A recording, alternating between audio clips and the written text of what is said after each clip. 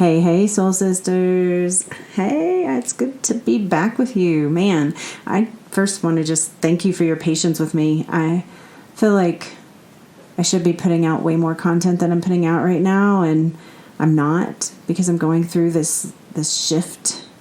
And, if you've been following me along, you kind of know that this has been an ongoing process for me since I pretty much started this thing because it's kind of like a ball of clay, this little show that we got going on here. I wasn't quite sure where it was all going, and I just bust out with whatever comes up and offer it to you and hope that it lands and hope that you get something out of it. And and I enjoy that. It's just been a lot of fun. And working with my coaches and the things that I've been going through and the clarity I've been getting is just really pointing me in a somewhat of a new direction. It's not really a new direction. It's a refined direction. And I'm really excited to get this clarity and to be refining in this way. But in that process, I've been having to step back and give myself space and just be still so that I can allow this shift to happen and to know what direction I'm supposed to be going in. And I tell you what, it's not an easy thing, right, for a doer, especially. If I have any doers out there, I know I do. But as doers, we like to be doing, and we like to be producing, and we like to be creating, and we like to be able to just put things out there, right? And what I know and what I'm finding every single day, especially over these last several weeks, is that the more that we be still, the more that we just quiet ourselves down and give up I've got to do it this way or I've got to do it that way business, and just be like, I'm not going to do it right now. I'm just going to let it not be. I'm going to be, and I'm not going to do.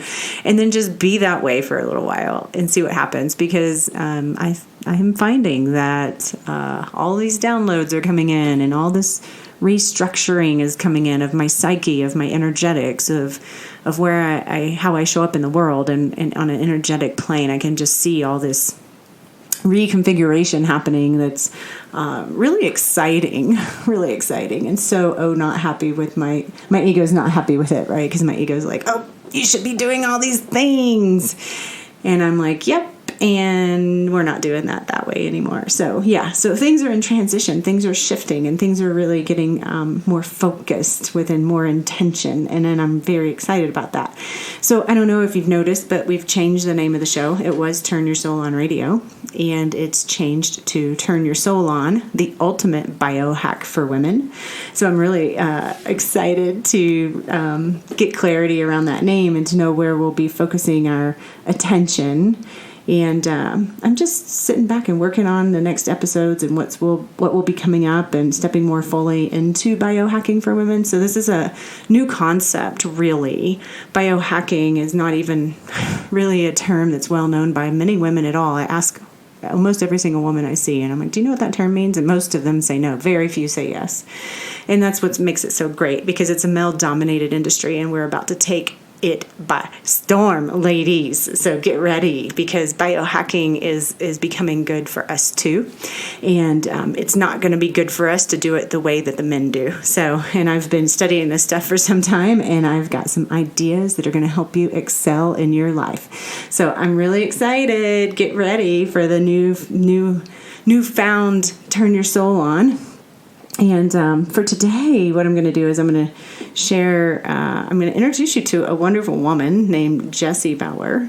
She is, she's a nutrition specialist and a self-proclaimed disruptor.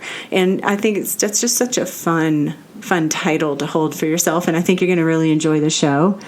She's going to talk a little bit about how our health is a reflection of the planet's health, and how when we're healthy, our planet is healthy, and when we make good choices, our planet has a healthier existence, which means that we have a healthier existence. So it's a fun little exploration of Jessie's story and how she got to where she is. And I love her dearly. She interned with me, and it's been a wonderful experience watching her evolution and her growth and stepping into her own new business. And now I send my patients to her. So I totally love you, Jessie, and I'm so excited to share this with our listeners now. And on with the show.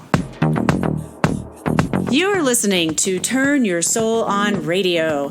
I am your host and visionary doctor, Dr. Brandy Victory, and my mission is to assist high-achieving women in closing the gap between feeling unfulfilled to living a life on fire. It is time, ladies, to champion our own lives and turn ourselves on. This is Living Victoriously, ladies. This is how you turn your soul on. Hello, soul sisters. I am so thrilled I get to bring you another Ambition and Grace session with Jessie Bauer. She's a really special person to me. I've actually had the opportunity to work with her intimately. As she's a board-certified nutrition specialist and the founder of Good Pharma LLC. And she's a sustainability advocate, nature enthusiast, and self-proclaimed disruptor. I can't wait to hear more about that. In her private practice, she provides nutrition counseling to adults, children, and communities in sustainable wellness, disease prevention, weight management, and general health concerns. I love the work that you're doing, Jessie, and I'm just really happy that I can actually send my patients to you. And it's just great to be able to work with you in this way. Jessie focuses on real food and common sense practices, and her main objective is to educate people about how we can dictate our own health as well as the planet's health, and by what we choose to purchase and what we put in the end of our fork every time we eat, and how it all makes a difference in our lives and in the health of our communities and our planet. So we're going to go more into that in a few minutes. But Jessie, would you like to introduce yourself and let us know how'd you get into this and what's your story, girl? All right. Well, thank you. Thank you all so much for having me. It's a pleasure. I am a little nervous because I've never done a podcast before, but great. I'm ready. So I'm a board-certified nutrition specialist, which in a way is sort of like a registered dietitian. It's just a different route of study, slightly different focus, a little bit more holistic, a little bit more on whole food. So I mentored under Dr. Brandy and her guidance, and she's really pushed me forward to just go for it and start out. So that's where Good Pharma came from. And I just opened my practice in Louisville, Colorado, and I'm really excited to just start disrupting, I guess. That term, self-disruptor, I've always been a little bit of a rebel, I think, in my approach to almost everything. Although I've been really shy growing up, most people wouldn't know it, but I am very opinionated. And especially when it comes to nutrition, and more so in our current food system. I think that's where my passion comes from, and where that disruptor sort of title comes from. And somebody else actually gave me that title a few weeks ago. I was at a networking event, and I was just sort of sharing a bit about my story and my plans and my philosophy, and they're like, "Ooh, you're kind of a disruptor, and we like it." And I was like, "Ooh, yeah, Nice. Maybe, yeah." I don't know. We'll see if I live up to that title or not, but I do have some big plans and things I want to sort of dismantle when it comes to our diet culture and our food systems currently. Awesome. I love it. Yeah. I love disrupt.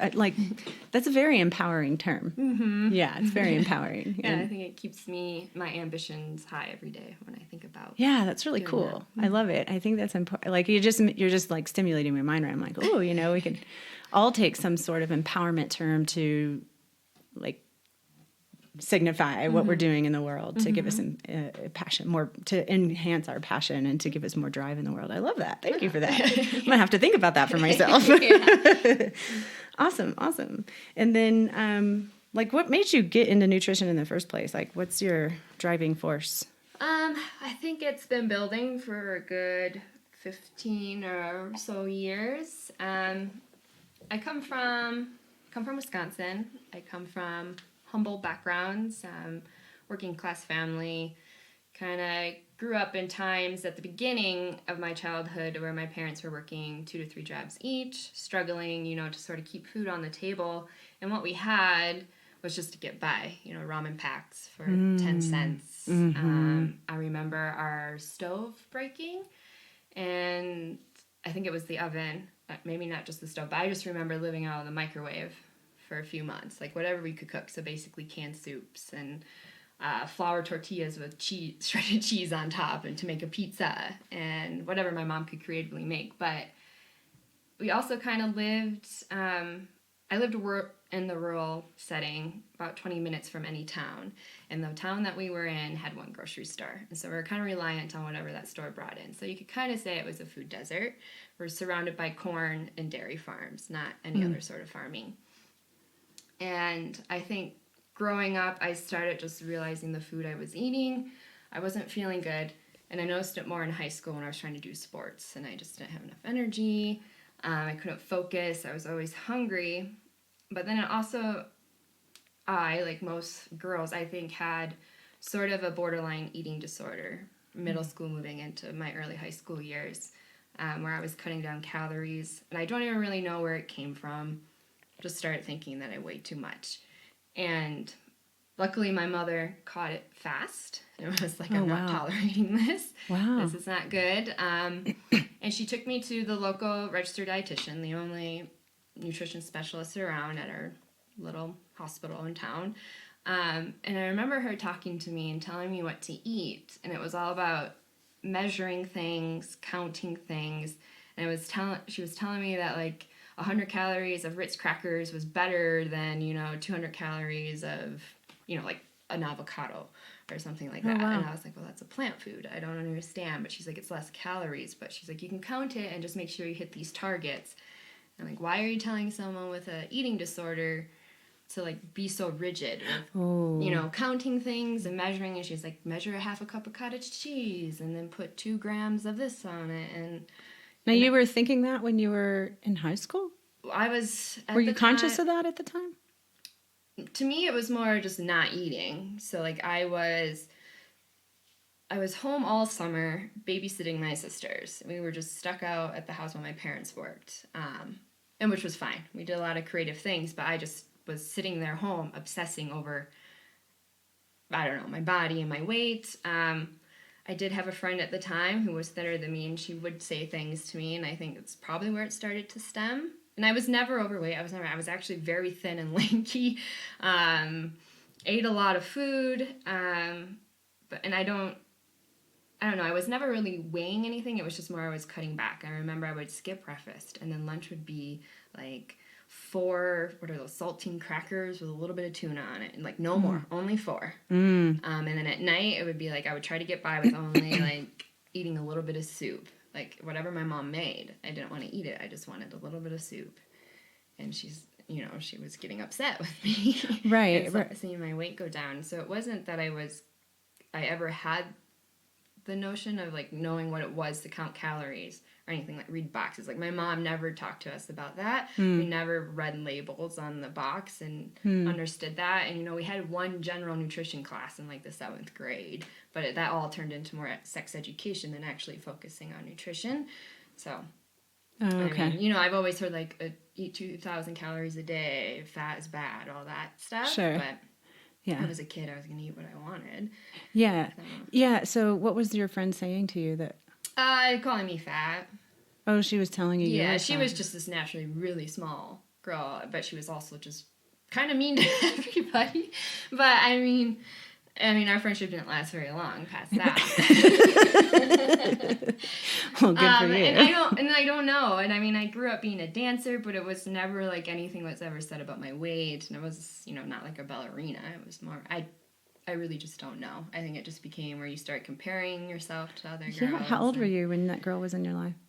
7th, 8th grade. Okay, yeah. That's when it matters and starts to matter, right? Yeah, and luckily my mom caught it because she's like, this is going to affect your development here on out. Even though, like, what I was eating probably still wasn't the best, but it was better than no calories at all. Sure. But I remember with meeting the dietitian just being like, this doesn't seem right either. But I mean, like, I immediately snapped out of it. I went to high school my freshman year. I was still underweight, but I was eating more. But I wanted to do sports, and I was just so weak that I couldn't. But it was really important to me. I was a runner, and I wanted to run.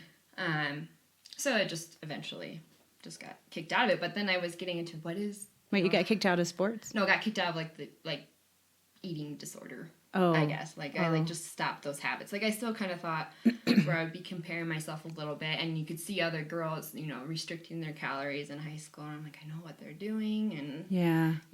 Yeah, you're really lucky that you had a mom that could see that. Yeah, she was just like, I can't. Really? I can't have you do that. Yeah. Yeah. And they approached it, I think, in a very sort of subtle way, didn't push me too far. Where they were controlling with it, but I remember they had me watch some videos on primetime things on anorexia and stuff, and that scared me. But she's just you want to do these things, you're not gonna be able to do those things, and if you don't eat. Yeah, if you don't eat. Yeah, that's really lucky. I mean, a lot of a lot of women have eating disorders, and either we hide it very well and no one knows, or it's encouraged. Yeah. By parents who don't realize what they're doing, right? I mean, that was my experience. Oh, yeah. My mom did not want me to eat certain foods, and when I did, I felt guilt, and so I would binge and purge and all these things, right?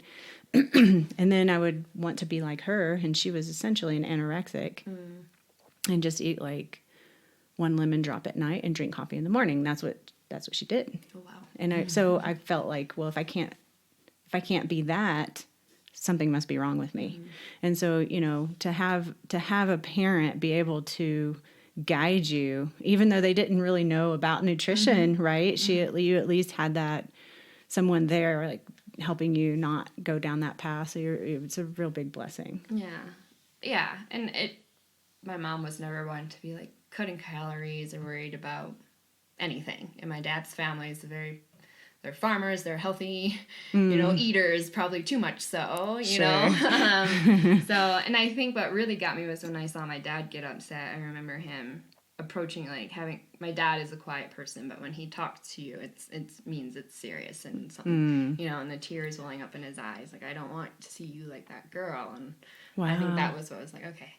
And my mom, at this time, they were doing better off financially, and we were having better meals, meat, potato, and veggie. Granted, it wasn't high quality, and we were putting ranch on everything, but we had a bit more balanced meals at this time in my life because we were a little bit better off. And I think after that, my mom even tried even more to balance our meals, and she's just you have two sisters that are watching you, and that also worried me. Because I'm their second mother, they're my everything, so I didn't want them following in my footsteps.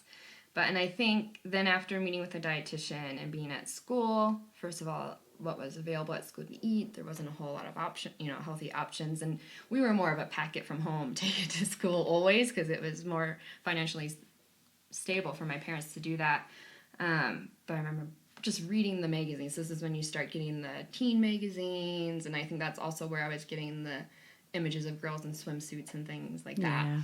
But they're here's these vitamins, or, eat your Nutri-Grain bar and drink your orange juice. And I was eating those things I'm eating a granola bar, so that's healthy. I'm drinking my orange juice, that's fruit juice. But, technically I was just eating pure sugar each morning. Sure. And then also my mom was buying me those, I think they're called carnation breakfast drinks. And I would just chug one in the morning because I would be up.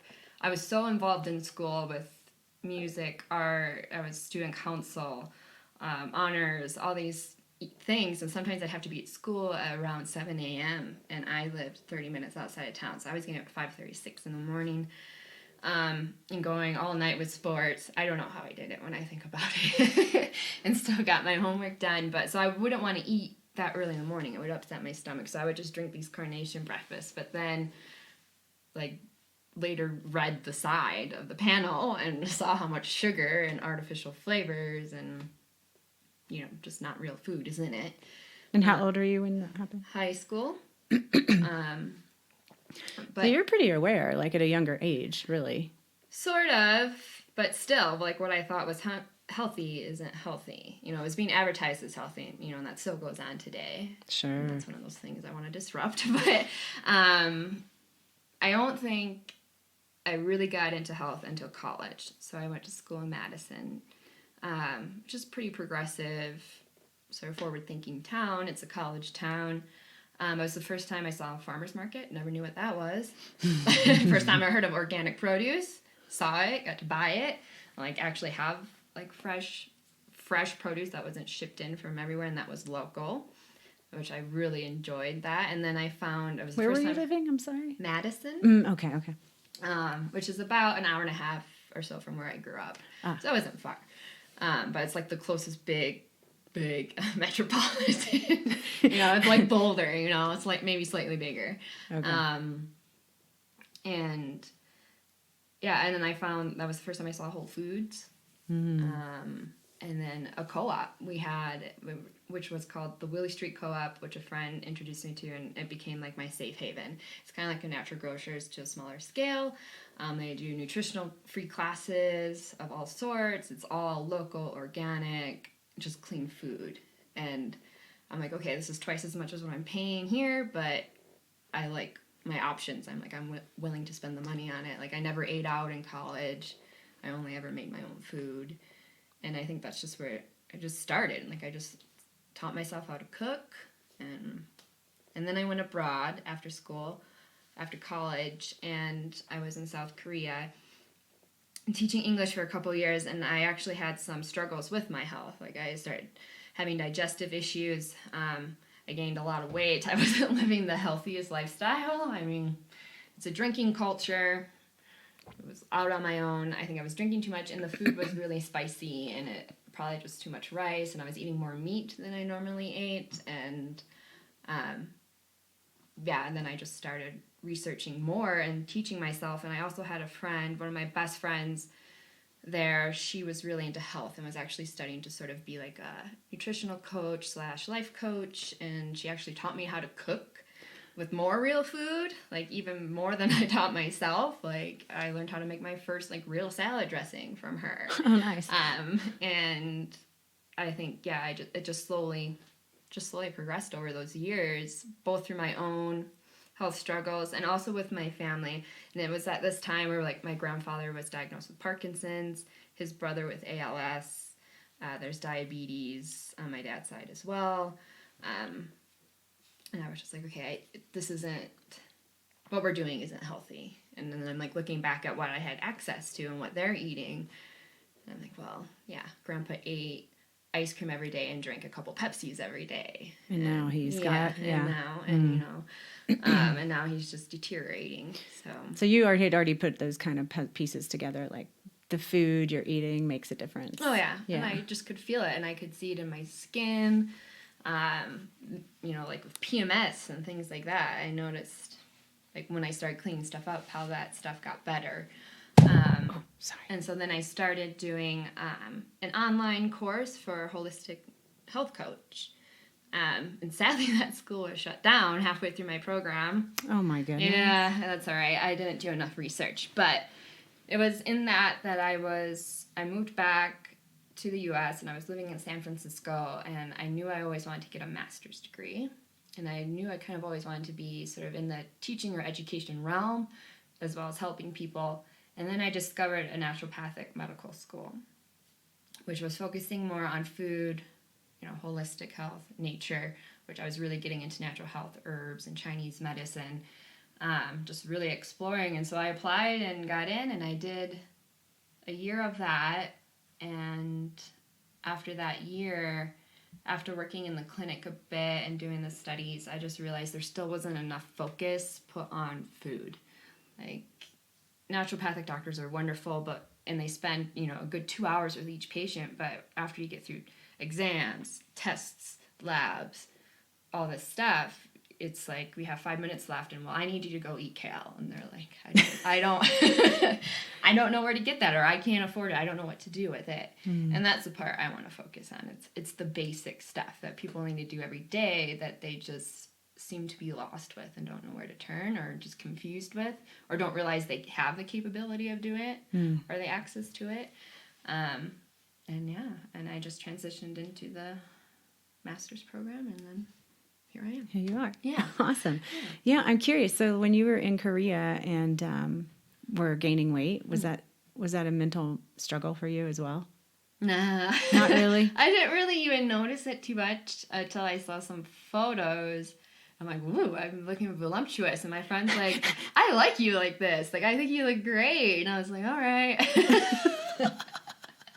Awesome. And it wasn't that I didn't like the way I looked. I was fine. I still looked healthy. I didn't feel healthy because of just what I was eating and the lifestyle I was living. I wasn't sleeping enough, getting enough water, stuff like that. Cool. Yeah. It's not like for me, like if I gain weight, it's a mental challenge for me. And I think it's like that for a lot of women, but listening to your story and hearing that you had a mom who didn't focus on any of that stuff and really helped teach you from a young age, really, she gave you the foundation of health, really, know. I mean, what we ate and still what they eat now, I'm like, Mom, Dad, no. But I mean, they eat, and we grew up outside. I think that's a huge part of my health too. Animals and just constantly in the dirt. For sure. And like no TV.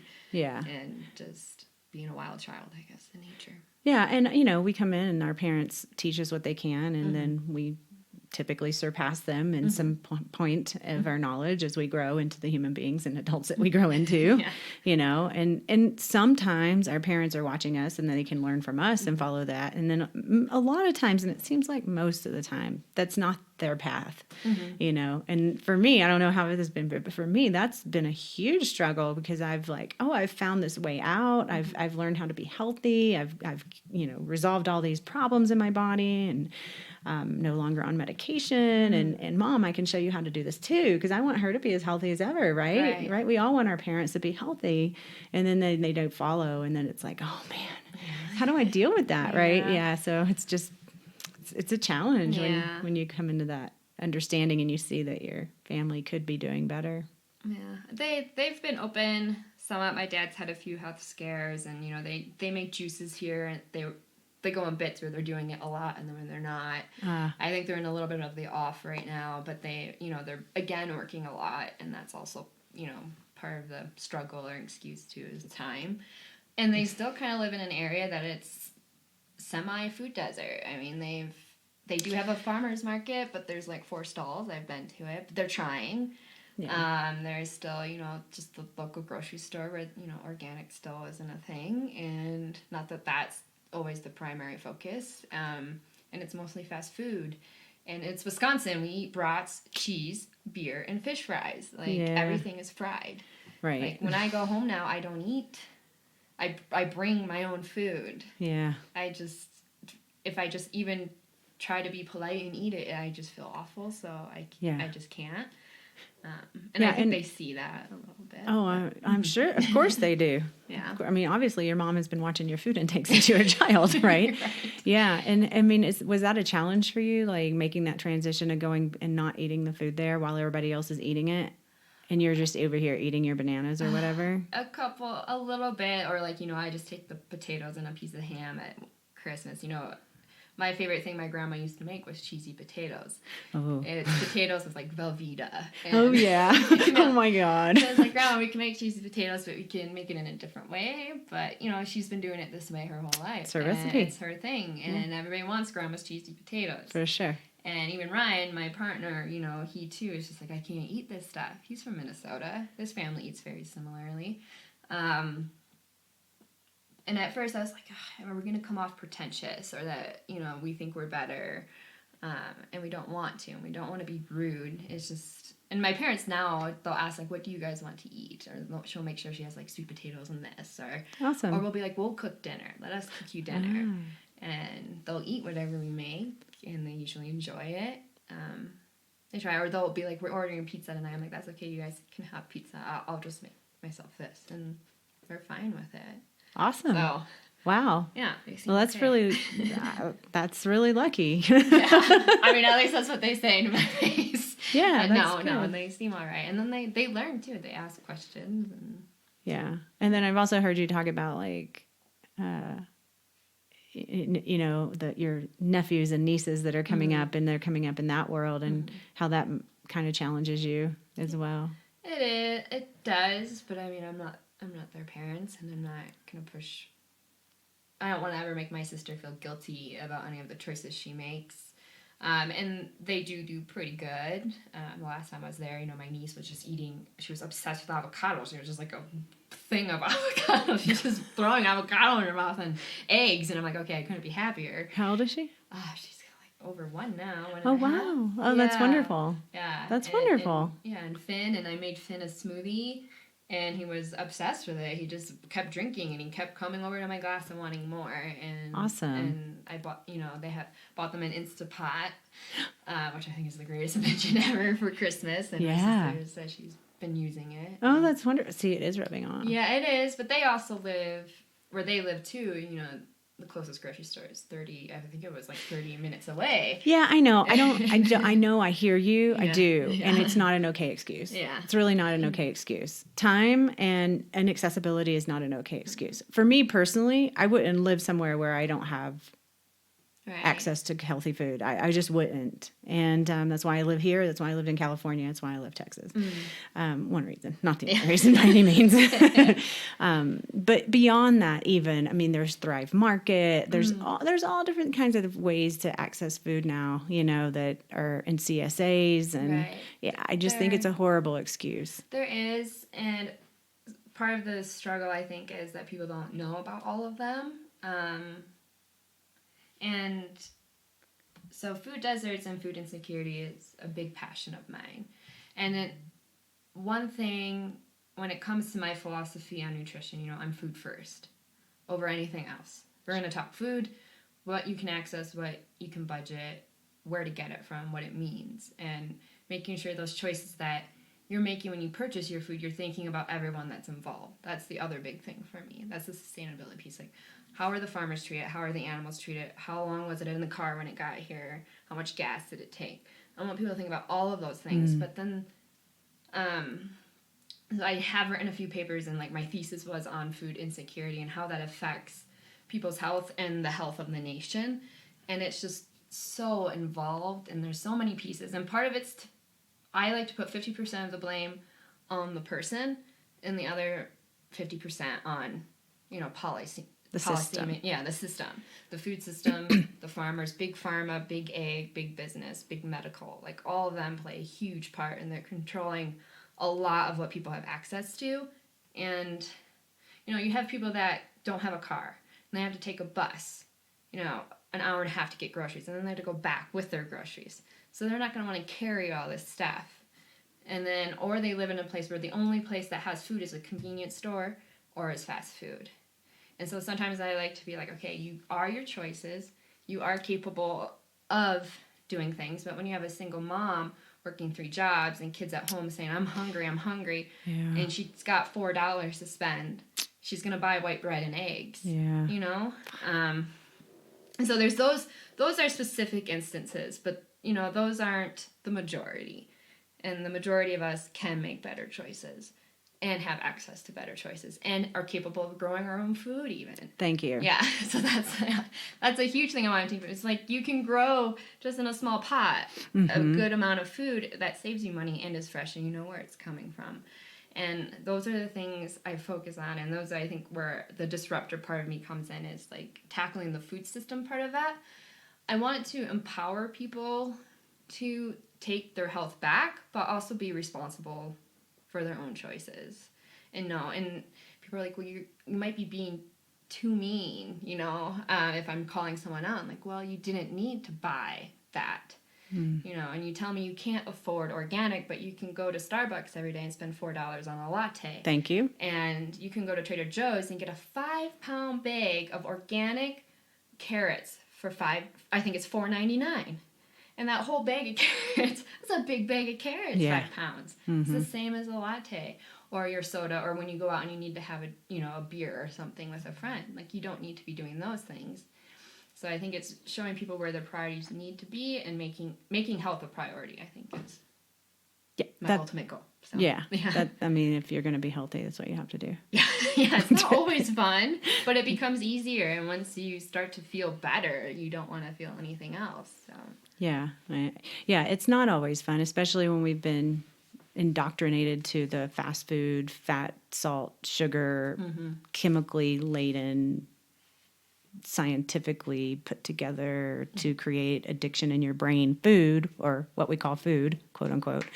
Yeah. And then, like there's one patient that I had sent you and you just done a wonderful job with her, like helping her understand how to prepare foods before she goes to work and pack her lunch, and, that it's not all has to all be healthy every single day, that she can go out once a week and have a drink with her friend or whatever, I mean, she's come so far. Oh yeah. I'm so proud of her. Yeah, she's amazing. Yeah.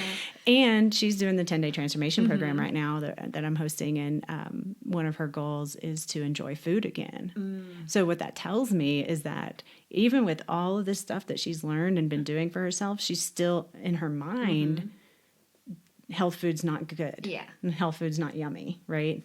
So it's just fascinating because the programming is so deep, so deep. And until we can like get down to to clearing that stuff out and like really being willing to see things from a new perspective, to be willing to say, oh, you know what, healthy food can be good.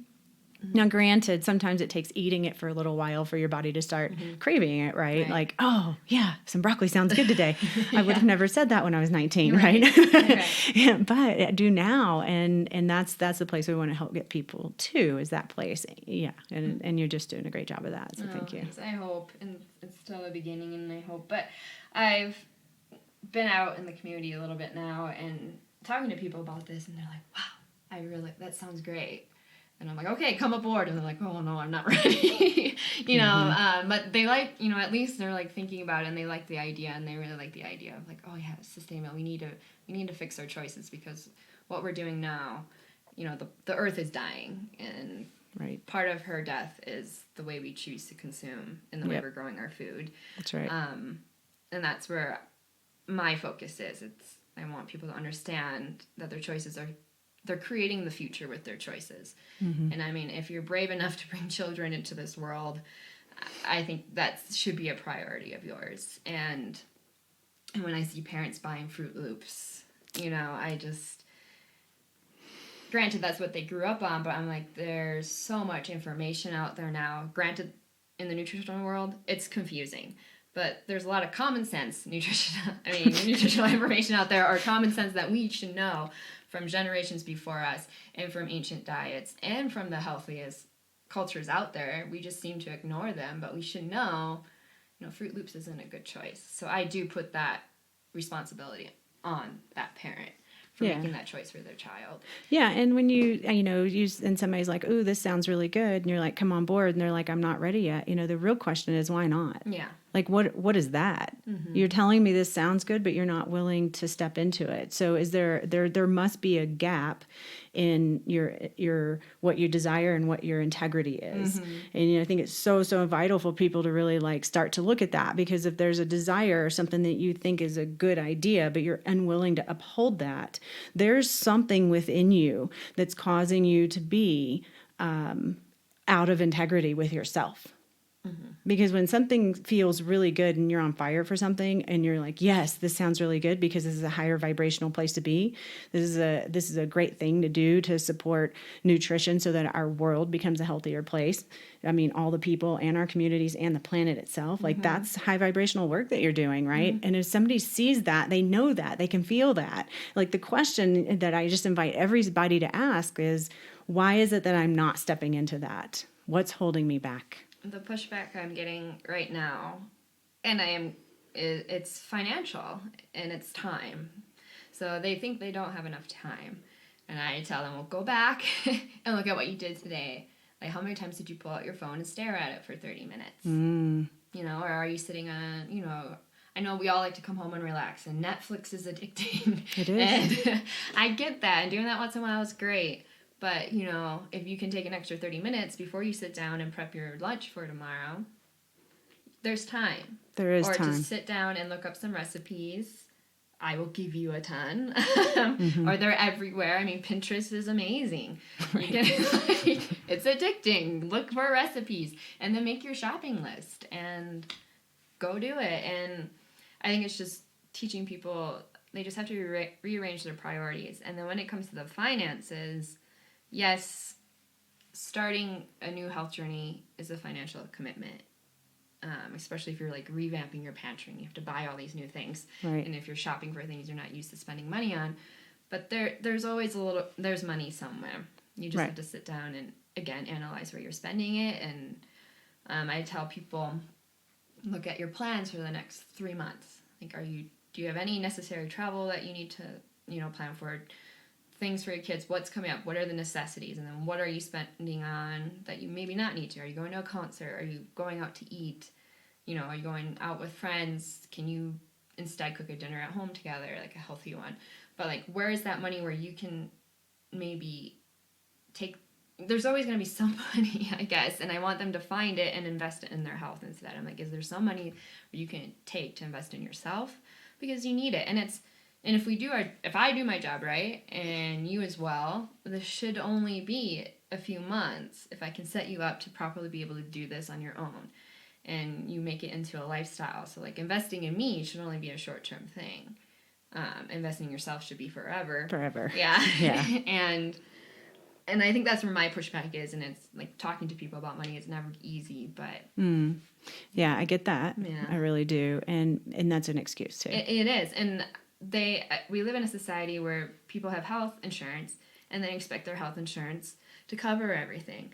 And unfortunately, for CNS, a certified nutrition specialist, we are not covered by insurance. It's just the way it is right now. We're a new term. Registered dietitians are, but they have a different philosophy usually on food. That's changing a little bit, but they don't necessarily address it the way I do. They're funded by Big Pharma, Big Ag, the dairy industry, Pepsi. Wow. So, like, those control... I didn't know that. Yeah, as is the food pyramid. So, and that's what they're taught to follow. Granted, there are some registered dietitians that I follow now that are getting more into the integrative and, like, casting away those beliefs and going kind of out on their own, but they only go for the registered dietitian degree because it's the more well-known. It's been around the longest. It's covered by insurance. You can legally practice in almost every state with that. Me, I can only legally practice in certain places that accept me. Now in Colorado, there are some insurance or like financial savings accounts or health savings accounts, HMOs that will cover me. But technically the person has to come in, prove that they completed the program and paid for my services, and then they'll be reimbursed by their insurance company. So there are some people that will work for, but normally not. So I'm an out-of-pocket expense. Sure. And people aren't used to having to pay up front for that. If they're used to paying a copay, and that's it. Right. And it's like, well, you pay your insurance every month, and you don't always use your insurance every month. So that money that you're putting towards your insurance, it's almost like, it's the same as the amount it's paying me. Or I also told I had a consult the other week where they were on a bunch of prescription drugs. And I'm like, well, you pay for your prescription drugs every month. And those aren't cheap. And you're on 4 or 5. But instead of paying for them, you could be paying for me. And you wouldn't, my goal is to get you off those. But you're okay to spend money on that. But why aren't you okay to spend money on nutritional? It's called priorities. Yeah, you're right. Priorities. I know, but they're just not. We weren't taught to see it that way. We weren't taught to focus on nutrition. Yeah, it's true. It's true. And we're just that we have credit cards that we can spend money we don't have on and fulfill a first chakra imbalanced need to have too much of things that don't matter and not pay attention to our well-being and not make it a priority. I mean, if I want something, I freaking make it happen, I will make it happen. I wanted to coach. I found $3,000 to pay her for a 4-hour call, I'm like, I want this more than anything. Right. And so I made it happen. And it's the same with my health. Like I take supplements and I take green superfoods like every single day. And I sometimes think maybe I'll just cut back on these because, then I could put this money towards my next vacation. And I don't really ever do it because it's so important to me, you know. I mean, then, I got my micronutrient test back a couple of weeks ago, and I was like, wow, my immune system's in the 90th percentile of my age range. Like, I haven't seen anyone with that good of immune system, I was like, well, this is why I'm doing what I'm doing, Yeah. I mean, when I was fighting with autoimmunity and thyroid and fibromyalgia and chronic fatigue and all the things, right? I'm sure it wasn't like that. I didn't do a micronutrient test then, but I can see that the choices that I'm making towards my health are making a huge difference in probably my longevity as well, right? Yeah, I mean, if you guys could see Dr. Brandy, you'd think she was 30 years younger than she is. Yeah, that's sweet. She's prioritized her health. I mean, you do everything too. You exercise, you're mindful, you sauna, you do all this stuff. Every day. Yeah, I try. Yeah. Because I want to feel good. Yeah. Right? That's my priority. Yeah. Yeah. And I tell people, too, that I'm talking to, I'm like, my health journey isn't over. Like, I'm still learning, and there's still things that I fall short on, and I don't exercise nearly enough besides, like, hauling wood and stuff around my yard, which is, it's exercise. But, like, I mean, it's always progressing, and it's never ending. And another thing I think I struggle with, and people are asking me, well, what's the time commitment on this? They want to know, like, how often they have to talk to me, how often they have got to do this. And I'm like, well, in the beginning, it is going to be a time commitment. Like, I want to see you every week. Like, it can just be a phone call. I don't care, but we need to be talking every week because this is going to be harder than you think. And, I mean, I'm asking you to change a lot, and change is hard.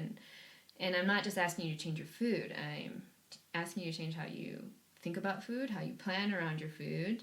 You probably got wives and kids, family members that are also going to be on this journey with you. I don't want you cooking 3 different meals because people want different things. Right. Like, everybody's got to be on board.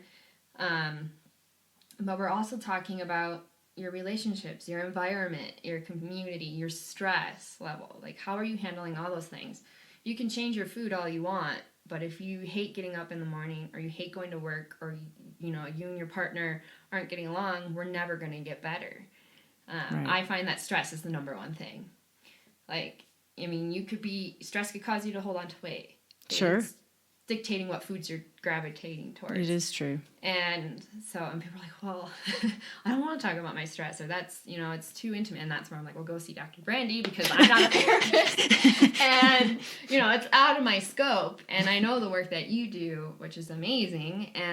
But I'm like, they need someone else. Like, it's got to be a team effort. And then, of course, they're like, well, it's another practitioner to pay. But I'm like, but we're a team, and we're not here to take your money. We really want to see you get well. Yeah. And I see myself more as an educator and a facilitator of health. Like, I don't want to be holding your hand through this. I'll give you the tools, but ultimately you're the one that has to take the step and do the work each day. Mm-hmm. And I'm here to fall back on when you need guidance. But other than that, like, I want to be able to send you on your way. And for some people, it could take a couple years. Yeah. Like, depends on what they're dealing with. Yeah, and I mean, like, if you've been eating and living a certain way for the past 25 years and built up this condition or disease for that long, it's not just going to be gone in 3 weeks. I know. And that's, I think, the struggle with people. I'm like, it's not a quick fix. And that's where I struggle with diet culture right now. Everybody jumping on the keto band. I know. Or paleo, like... Paleo is good because it cuts out all the crap. But the way we do paleo or talk about paleo, it's not what actually paleo is in the sense of our ancestors. And we're still kind of doing it wrong. And people just, whatever doctor, whoever goes on TV and says, I have the fix for you, they just jump at it because they're like, I want to lose my weight and I want to look like that. But they don't understand the work that really needs to go in for it to be sustainable. Right. Yes. And that's my word. Yay. I love it. That's awesome. I love this conversation, and my hope is that it just inspires people to just take one tiny little step. Yeah. I know one of the things that I hear struggle. I just wonder if you could speak to this. Is a little bit off topic, but like I like moms. Mm-hmm. Are coming in, they're like, I want to get healthy. Mm-hmm. And then they're coming in having their child holding a donut or an icing topped muffin. And of course, when I see it, I do my best to hold no judgment. That's not my, that's not why they're there, but they feel weird about it anyway. And they're like coming in the door, making excuses for their child having whatever it is. And I'm just like, wow, that's fascinating to watch. How do you deal with that? Like, how do you help? Are you getting my question? I think so. Well, yeah, I mean, being a mom or a parent is just, I'm not one yet, but I've dealt with kids, and I helped raise my sisters, and I watched, my sister and Ryan's, nieces and stuff, and their mom's a doctor too. And wow. She's working insane hours, and she just comes home at the end of the day where she's just drained, and sometimes it's just easier to throw oatmeal in the microwave when you got 3 kids crying and diapers to change and you're exhausted. And I'm like, I come home and I'm exhausted, and I'm dealing with animals and Ryan. There are nights where Ryan and I come home like, let's just throw in a gluten-free pizza and call it a night, and then I feel horrible after. But I'm just like, I just can't. Some nights I just can't. And kids, and I mean, I'm not a mom, so I don't want to say the wrong thing and not understand, but I can relate. I think, a kid, to make a kid happy when you're trying to drive and navigate traffic, and the phone's ringing, or you're, in a tiff with your husband and they're back there screaming because they're hungry, but you can't go home because you have to go get groceries yet. They want a donut, you give them a donut and they're quiet for 30 minutes so you can get your stuff done. Oh my God. I know, it sounds horrible, but I can see why those choices are made. But the thing is to ask, and then it comes down too to where they're going and what's being put in front of them. Sometimes the responsibility has to be on the shop owners and like the food system again, right? Like those things, to me, a donut should be illegal. Like a donut like that should be illegal. There's ways to do a healthy donut, but I think I could die happy if I made fast food illegal in the world. Like that would be an ultimate goal. Awesome. Right? I'll be like, I'll die tomorrow if McDonald's was no more. Right. It's just really, it's funny because we took a trip up to Winter Park a couple of months ago, and I'd never been there. And so I'm just like looking at everything wide-eyed like a little kid, right? And then I saw McDonald's, and I was like, oh, they've got McDonald's here? Like, it was just the biggest surprise to me. And Roger was like, why wouldn't they have a McDonald's here? And I'm like, and I'm like, oh, okay, I guess people still eat like that. Like, I'm living this little tiny bubble over here, so it gets sometimes reality is very far away from me that most people are living in. And he's like, yeah, I mean, there's tourists. Like, oh yeah, there's that. Okay, I guess people are still doing this, right? But, for me, I mean, my perspective, and, I don't have kids. That's why I try to ask people that are in the industry or moms or how a better way to do it, because I can't speak from being a mom, and my kids wouldn't be eating donuts. That's just the way that would be. I don't care. I don't care if you're going to cry. Fucking cry, right? Yeah. Here's a Mama Chia. Yeah. You're going to have a Mama Chia, or you're going to have this banana, and you're going to be fine. For a minute when you said Mama Chia, I was thinking Chia Pet, and I was like, what, Mama Chia? And then I remember Mama Chia? Yeah, I know Mama Chia. Yeah, the packets of chia seeds. Yeah, and I know, and I try to tread lightly when be empathetic and understanding when I approach. I haven't had a mom in my office yet, but I've had a grandma who was talking about her daughter and grandson that she wanted to come in and talking about how picky the kid was eating and wouldn't eat anything, and they think it's just and he's like 2, and I'm like, well, that's what 2-years do. Yeah. They're picky. They don't want to eat. And I'm like, I can come up with strategies for you, like just put a plate of veggies and hummus out on his PlayStation, and eventually he'll probably be curious and we'll go over and get it. But they're like, no, there's no way if I put veggies. I'm like, well, have you tried? Yeah. Like, have you, like with my nephew, like never, a smoothie. Like it was something I don't think my sister made him before, but he loved it. It was just fruit and like almond milk. There was nothing to it. I think even protein powder in there. Yeah, and I mean it's more responsibility on the parents, but I mean if you're gonna have kids, you've gotta make the right choices. And right now where our planet stands, it's, her future just depends on us. They're saying when they say we have 12 years to reverse climate change. Like after 12 years, like there's no turning back. Sure. And to be honest, I don't even think we could do it in 12 years. I don't think we can if either. We tried. No. But I mean, trying at least is one thing. And I don't know. And then they're saying like by 2050, the population is going to be 10 billion. And scientists predict that the Earth will collapse after that. Like that there's no way that the Earth can sustain more than 10 billion people. And I mean, there's conversations of reproduction and like that's a whole nother thing. But I mean, if we want to, sustain the Earth and that amount of people, we have to be making better choices every day.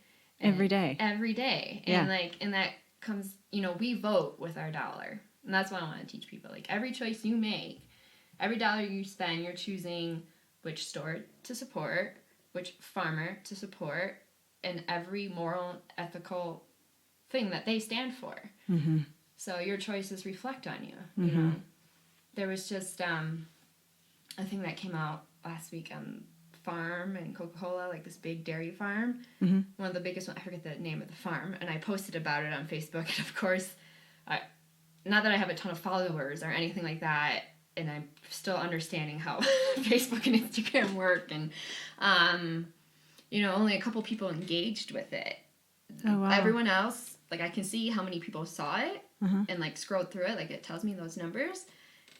Like almost everyone of 200 people saw it, but only 2 people actually took the time to look at it. And it's because they know that they're making that choice and supporting that, and they don't want to come to terms with it. And it was about one of the biggest dairy farms in the country that's now owned by Coca-Cola, which to me makes no sense that Coca-Cola is owning a dairy farm. Oh, scary. And I'm like, I'm from Wisconsin, and like dairy is a whole nother conversation that I have opinions on, but fine, like if you're into dairy, whatever, but this wasn't okay. It was showing the abuse of the animals. Oh. And this farm actually has a theme park where you go and you like look at baby cows on a conveyor belt, and like you can pet the cows and they make it look all nice, but in the background where the people can't go, the farmers are kicking them in the head. They're actually killing them by kicking them because they're mad at the baby calves for not eating. It's just, it's really horrific, and they're not the only farm that does this. Oh, wow. And so it was this big undercover project by Animal Rescue,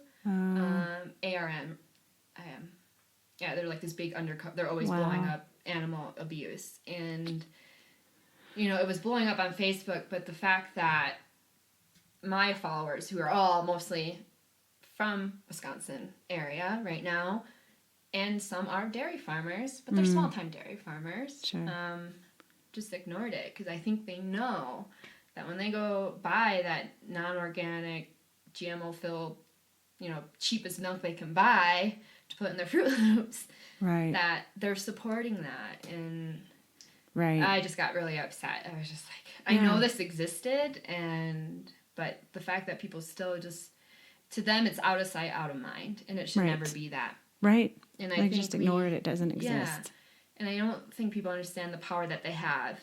Like, yes, it's going to be a little work on your end to spend a little bit more money on organic, or travel a little bit further to go to a farmer's market to support that local farmer, or to just go to that farm, take a tour, meet the farmer, look at how the animals are treated, what they're doing when it comes to fertilizing and taking care of the soil. But in the end, if we all did that, if we all demand better, we will get better. That's right. So that's right. That's why Costco is like the leader in organics now. And just a few years ago, they did not have organics there. And now they're the leader because our dollars are asking for it. That's what we're buying. Yeah. And, honestly, going to a farm and taking your kids to a farm is fun. And it doesn't cost anything but gas to get there. And you can go and you can explore the farm. I mean, I do raw dairy. And I do it. I have 2 farms that I go to, one down in Boulder, and it's a biodynamic farm. And I went and I toured the farm, and they showed me how they're processing everything. And it's just it's like a spiritual practice for them. And I want to consume things from that kind of person and farmer, right? Plus, I want to support what they're doing in the world, because the more that they can give their spirit-filled food to people, then that and fills people up with spirit, right? And I think we're just all here as vessels of light for God consciousness to come through. And when we're putting toxins in our body and Fruit Loops in our mouth and donuts in our kids, then we're suppressing our ability to show up in the biggest, best way possible as a conduit for spirit. And that's not, for me, that's not okay. Now, I'm not saying don't ever eat chocolate cake again, you know? I mean, like in the 10-day transformation, somebody was asking me that how, you know, basically the question was, when this is over, what do we do? Because can I never eat any other foods than what we're doing, you know? Because they're eating food. It's not just a cleanse. It's not a fast. They're eating food, but it's clean food. And, you know, the conversation arose, like, for me, I plan. I enjoy going out and having a nice meal sometimes that isn't necessarily clean food. And it's fewer and fewer and fewer times a year that I do that, but I plan that stuff. I went out on a date with my boyfriend and Saturday night, and we were like, okay, Sunday we're gonna go have like a really hearty breakfast, you know. So we had eggs and pancakes and sausage and bacon and all the stuff, and it wasn't even at a clean restaurant. I don't care, you know. I was like, this is what we're doing. It's so good, you know. And so yeah. And then today I'm not eating that way. I'm back and drinking my green smoothies and, you know, doing the stuff, because I want to continue to uplift my vibration, and sometimes being with your friends and family and just imbibing in whatever everyone is doing. And that lifts your spirit as well. Right. So there's definitely a balance. Yeah. Oh no. I mean, I used to be so addicted to sugar and sweets. Of course, I grew up on eating sugar and sweets. Basically, like, the food I was eating was just all sugar or salt. And it got so bad to where I remember our first year in Portland, I was so excited to have our house. It was our first year in our house. And Halloween, trick-or-treaters. I'm like, yes, trick-or-treaters. So I bought all this candy, like the mini Snickers, all that, like, packs. And it torrential downpour. Halloween. So I think we had like 3 trick-or-treaters. Oh, I was no. so sad. But then I was left with all this candy. And Right. Ryan doesn't really eat. His kryptonite is ice cream, and that's it. You know, he can say no to almost everything else. It's like, oh, a chocolate cake, it's too sweet. And I'm a chocolate fiend. Like, chocolate and brownies and cheesecake. Like, those are my things. And I had them in the cupboard, and I was like, okay, this will last us all year. I'll just take one. And I was just like eating 10 at a time. I couldn't stop. And I was also in medical school at this time, so my stress level, and I was just gravitating towards the sweet stuff. And I just couldn't. And Ryan's like, what are you doing? Like, you would just see all these wrappers. I would like try to hide them in the garbage, and he's just like, there's like 15 wrappers in here. Like, I see it. And I'm like, oh man. So I went, and what I did is I opened up every single one, threw them in the garbage, and took Windex and sprayed it. Wow. And that's what I started doing. Well, I just stopped buying the stuff. You know, Sure. At this point we were still eating relatively healthy, and I was still kind of transitioning into where I am today. Even though I was in medical school, there were still some things that were like, oh, that's vegan, or that means it's healthy. It's a vegan cookie. No, it's not. It's still full of sugar, and Yeah, like, right. and it's got wheat, and like, I mean, just like bad wheat, you know, and like not even good wheat, and that's another conversation too. But yes, it is. I just, besides not bringing it into the house and not shopping when I was hungry, which I was always doing after school, was going shopping when I was hungry. So then I'd buy these sweet things, and then I'd come home and be like, I'll throw it in the garbage, which that's money going into the garbage that could have been spent on good food. And then I'm like spraying it with Windex, like the most, like anything toxic that I could find in my house, because I use pretty natural clean things. But I was just like, what do I have? Like, there's a spray on this, so I don't eat it. Because I would go back to the garbage, and I would pull it if out. It was in a wrapper, I'd be like, oh, I could still eat that. That's drugs. Yeah, it's drug. It was totally like, it was an addiction, and it took me a while. But I mean, now it's not.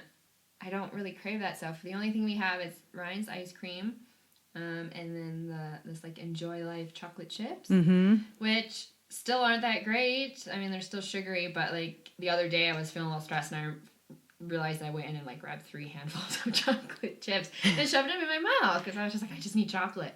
I mean, it happens, and I'm not like cutting everything out of my house. I think food is meant to be enjoyed, but we evolved eating a certain way, and we just don't eat that way. Remember, we're eating fake food. Yeah. We're not eating real food. Right. And the food that a lot of farmers are producing has been manipulated and sprayed with all sorts of stuff, and our soil is dying. Mm-hmm. Like, our topsoil is gone. They think in 50 years, if we don't change, like, we won't be able to grow food because our soil is Oh, wow. so No dead. kidding, huh? Yeah. So one thing I focus on, again, is I want to teach people what regenerative agriculture is. It's a new thing.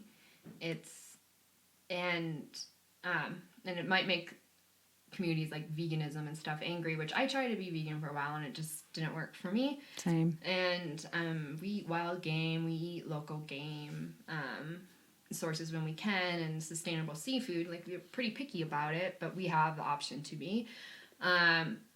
But the important thing is regenerative agriculture is knowing that animals play a role in the farming system, and they have for thousands of years.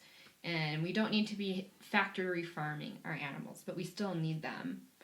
They're important for turning the soil over, for, fertilizing the soil. Yeah.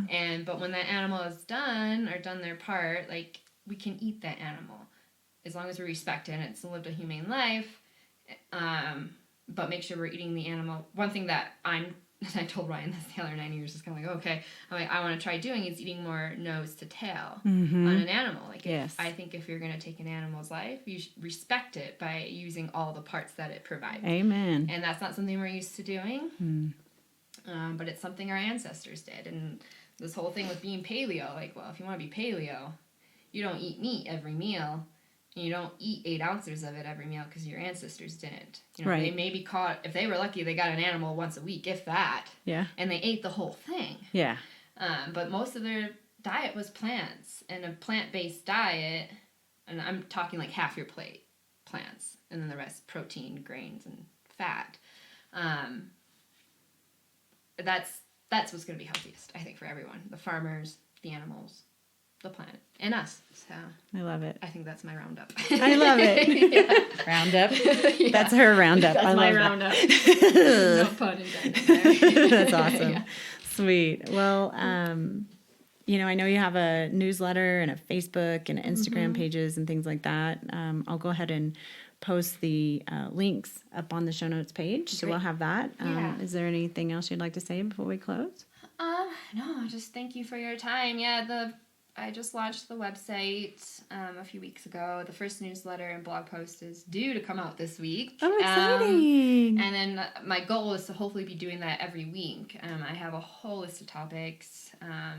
They fall into different categories. So, like, I love working one-on-one on people, but I think educating the masses is more of my calling, and that's what I can do on the online platform. So, to be in the know, I guess, follow the Facebook or sign up for the free newsletter. So. Yeah, right on. And you work with people virtually, right? Yep, I work virtually too. So, so you can work with people anywhere. I do groups, families, one-on-one, couples, schools, communities. I've had a couple companies reach out to me for, like, corporate wellness stuff as well, and awesome. It's all great. Right. Sweet. Yeah. Well, I look forward to seeing where it all goes for you. I know you'll just be spectacular at whatever pathway you decide to go. Nice. You're so supportive. Yeah, I mean, you're amazing. You really are. So I appreciate your work and what you bring. Oh, thank you. Thanks for being here. Oh, thank you for having me. All right, ladies. I hope you enjoyed that. I hope that inspired you just to make a better choice for your life and for the life of your family today. And do whatever it takes to turn your soul on. Thank you for tuning in to Turn Your Soul On Radio. If you're finding yourself living a more inspired life because of this show, help spread the light. Share this episode with every woman you know looking to live their lives a little more on fire. I'd also be grateful if you headed over to iTunes and left a heartfelt review, which really helps the growth of the show. I'd also like to invite you to deepen your connection with our community by joining our private Facebook group, Turn Your Soul On. And if you have any other questions, feel free to shoot us an email at admin@drbrandyvictory.com. Thanks so much for being here today, and I'll talk to you next time. May your soul be turned on. This podcast is for information purposes only. Dr. Brandy Victory is not a medical doctor, and the views and statements expressed on this podcast are not medical advice. This podcast, including Dr. Brandy Victory and the producers, disclaim responsibility from any possible adverse effects from the use of information contained herein. Opinions of guests are their own, and this podcast does not endorse or accept responsibility for statements made by guests. This podcast does not make any representations or warranties about guest qualifications or credibility. This podcast may contain paid endorsements and advertisements for products or services. Individuals on this podcast may have a direct or indirect financial interest in products or services referred to herein. If you think you have a medical problem, consult a licensed physician.